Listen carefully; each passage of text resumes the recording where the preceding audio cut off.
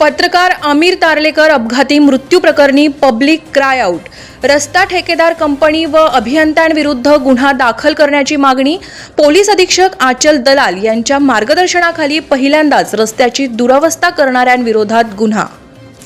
पोलादपूर तालुक्यातील सवाद येथील पत्रकार आमिर तारलेकर अपघाती मृत्यूनंतर भोराव ते कालिवली सप्तक्रोशीतील जनतेच्या भावनांचा उद्रेक दिसून येत असून सोमवारी महाड औद्योगिक पोलीस ठाण्यात सुमारे 100हून अधिक ग्रामस्थ रस्ता ठेकेदार कंपनी व अभियंत्यांविरुद्ध गुन्हा दाखल करण्याची मागणी करण्यासाठी धडकले. स्थानिक नागरिकांनी घेतलेल्या या भूमिकेमुळे पोलिसांनी सकारात्मक प्रतिसाद देत संयमी भूमिकेतून कायदेशीर प्रक्रिया हाताळण्यास सुरुवात केली आहे. अपघातातील कार चालक आरोपींप्रमाणे संबंधित ठेकेदार कंपनी आणि संबंधित विभागाच्या अभियंत्यांना सहआरोपी करण्यासंदर्भात वरिष्ठ पोलीस अधिकाऱ्यांच्या मार्गदर्शनाखाली पुढील गुन्हे दाखल करण्याची प्रक्रिया पूर्ण झाली आहे.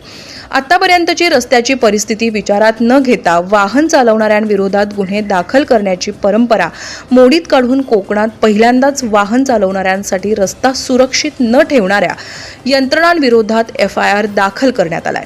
शुक्रवारी रात्री 11:30 वाजण्याच्या सुमारास आमिर शौकत तारलेकर आणि त्यांचा भाऊ शब्बीर तारलेकर हे दोघेही सुझुकी बर्गमॅन स्कूटरवरून सवाद येथील घराकडे परतत असताना महाड तालुक्यातील भोराव फाट्याजवळ असलेल्या एका अपूर्ण पुलानजीकच्या पर्यायी रस्त्यावर भोरच्या दिशेने समोरून स्विफ्ट कार भरधाव वेगाने आल्याने दोन्ही वाहनांची समोरासमोर धडक बसली.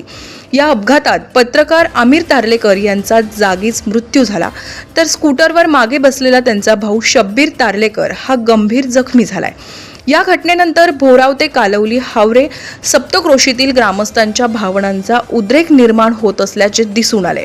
मात्र या प्रसंगी समाजधुरीणांनी अंत्यसंस्कार होईपर्यंत कोणत्याही प्रकारचा आतताईपणा नागरिकांकडून होऊ दिला नाहीये.